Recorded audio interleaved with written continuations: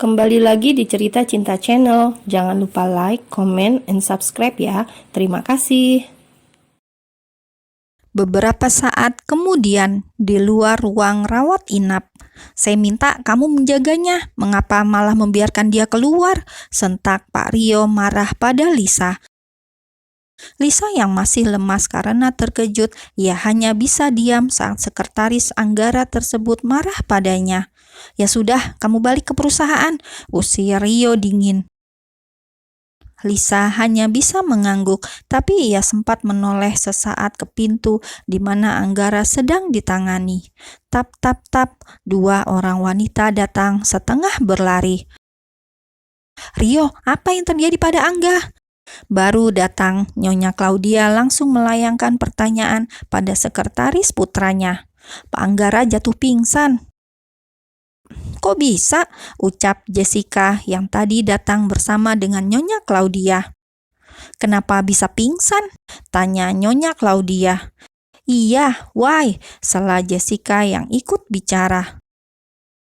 "And you, siapa ini?" tambah Jessica sambil menatap Lisa sinis.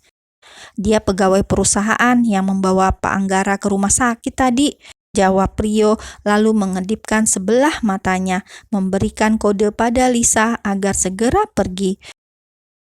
Dasar Lisa tidak mengerti dikasih kode, ia masih saja berdiri hingga Jessica mulai berceloteh kembali. "Kenapa bisa pingsan? Apa yang kamu lakuin pada Mas Angga?" cecar Jessica yang negatif thinking. Jelas Lisa bingung, tidak mengerti maksud dari wanita cantik di depannya itu. "Lisa tidak tahu apa-apa, Nona. Dan kamu, Lisa, kamu pasti banyak pekerjaan di perusahaan. Cepat kembali, lakukan tugasmu," titah Pak Rio.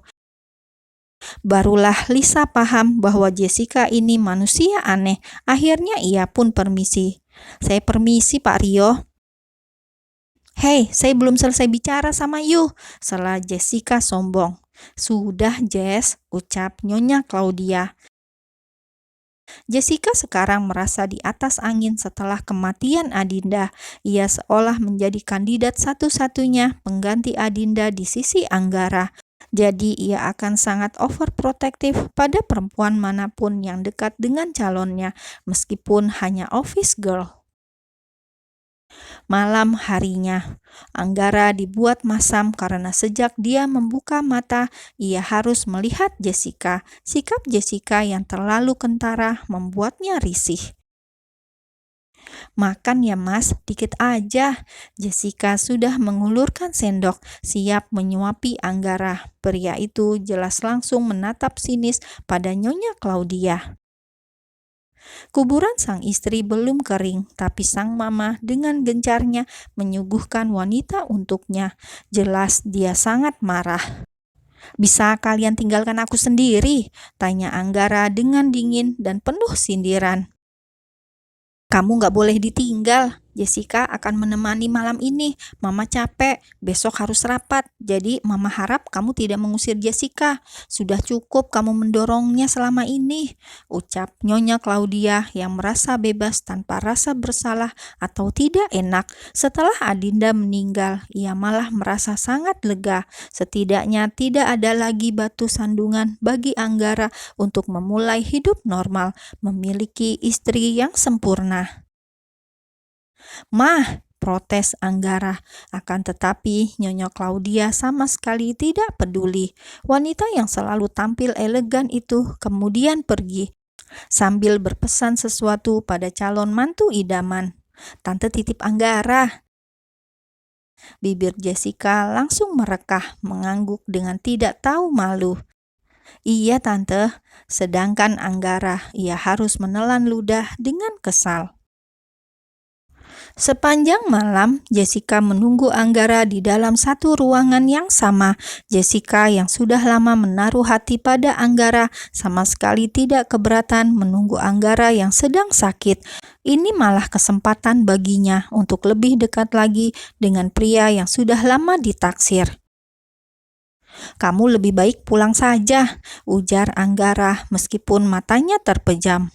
Mas masih bangun, kirain sudah tidur, ucap Jessica. Kemudian tangannya menyentuh lengan Anggara. Ia ingin memijatnya. Jangan sentuh aku. Mata Anggara terbuka sempurna. Ia tidak suka tubuhnya dipegang oleh Jessica. Aku cuma mau pijitin, Mas. Anggara yang hatinya sudah sangat kacau langsung saja membentak Jessica. Kamu ini perempuan, apa kamu nggak punya harga diri? Tanya Anggara sinis. Jessica langsung menundukkan wajah pura-pura terluka oleh ucapan Anggara. Apa mencintai seseorang akan melukai harga diri? Tanya Jessica dengan suara lirih dan wajah yang masih tertunduk. Dia adalah drama queen paling bisa berakting. Anggara mendesis kesal, sulit sekali mengusir Jessica dari sisinya. Wanita ini seperti lem Alteco yang susah untuk dilepaskan. Akhirnya ia memilih untuk tidur. Pagi hari saat Jessica pamit pulang untuk mandi, sekretaris Rio gantian yang masuk ke dalam ruangan. Dia sedikit kaget ketika Anggara menelpon dan mengatakan agar segera datang padanya. Kau tahu office girl yang kemarin? Ya, Pak. Suruh dia ke sini sekarang. Sekretaris Rio langsung tertegun. Untuk apa Lisa disuruh datang ke rumah sakit? Pak Rio, kenapa saya disuruh ke sini? Tanya Lisa yang merasa bingung karena diminta ke rumah sakit. Gadis itu sampai meninggalkan pekerjaan di Montana Group karena harus datang ke rumah sakit dengan segera. Pagi itu, sekretaris Rio menelpon seseorang untuk mengantar Lisa ke rumah sakit. Sekarang Lisa sudah di depan ruangan bersama Rio. Saya tidak tahu, sebaiknya kamu sekarang masuk, bicara dan temui Pak Anggara di dalam, titah Rio. Sekretaris Anggara tersebut juga tidak tahu perihal alasan mengapa harus mendatangkan Lisa. Ia hanya mendapat tugas memanggil office girl itu ke rumah sakit. Dan ketika ia melihat Lisa masuk ruangan, ia menatap curiga. Ruang VIP. Anggara bersandar setengah duduk. Begitu Lisa masuk, ia langsung meminta gadis itu duduk di dekatnya. Duduk di sini, titahnya dengan tegas. Anggara menatap kursi besi yang balutan bantal empuk di tengah-tengahnya. Maaf, Pak, kalau boleh saya tahu kenapa Bapak memanggil saya? Anggara berdehem. Lisa semakin bingung sebenarnya untuk apa dia disuruh datang ke sini. Rio, masuk, ucap Anggara yang tahu sekretarisnya masih di luar. Klek, pria yang berprofesi sebagai sekretaris itu pun akhirnya terlihat membuka pintu, lalu melangkah masuk dan berdiri di samping ranjang. Kunci pintunya dari dalam, titah Anggara. Lisa semakin bingung, sebenarnya mereka mau apa, lalu kenapa pintunya dikunci segala. Lisa sudah pasti mulai curiga sekarang, dan sesuai perintah Rio mengunci pintunya dari dalam. Pria itu kemudian berbalik dan menghadap Anggara lagi. Ambilkan ponselku, perintah Anggara dengan gaya bosi. Tanpa berkata-kata, Rio terus saja mematuhi perintah bosnya tersebut. Sedangkan Lisa, ia hanya bisa bengong sejak tadi, sampai akhirnya Anggara meminta nomor rekeningnya. Aku punya pekerjaan untukmu. Lisa mengerjap, tidak mengerti pekerjaan apa. Maksud Bapak? 100 juta aku transfer sekarang, tapi buat wanita itu menjauh dariku, ujar Anggara, kemudian memperlihatkan foto Jessica yang sedang berpose memeluk Nyonya Claudia saat wanita itu berulang tahun beberapa tahun silam. Lisa yang masih polos hanya bisa garuk-garuk kepala. Jujur dia tidak paham. Maaf Pak, saya belum paham apa yang Bapak katakan. Anggara langsung mendesis, lalu wajahnya berubah masam. Tidak hanya miskin, gadis ini juga jangan tell me. Bodoh, batin Anggara kesal. Sementara itu, Rio yang memang IQ-nya di atas rata-rata, ia langsung paham seketika. Melihat Anggara yang sepertinya menahan amarah, ia pun langsung turun tangan. Buru-buru Rio membisikkan sesuatu ke telinga Lisa dan gadis itu baru paham, kemudian mengeluarkan isi dalam kepalanya.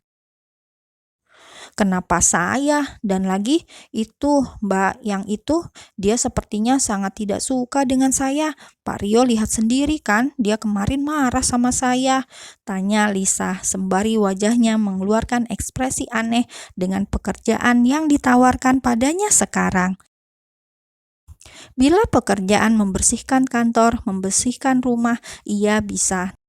Tapi kalau membersihkan para wanita yang ingin dekat-dekat dengan bosnya itu, ini sepertinya pekerjaan mustahil. Dia siapa? Hanya gadis miskin yang tidak punya kuasa. Cantik pun masih cantik wanita-wanita yang mengelilingi Anggara selama ini.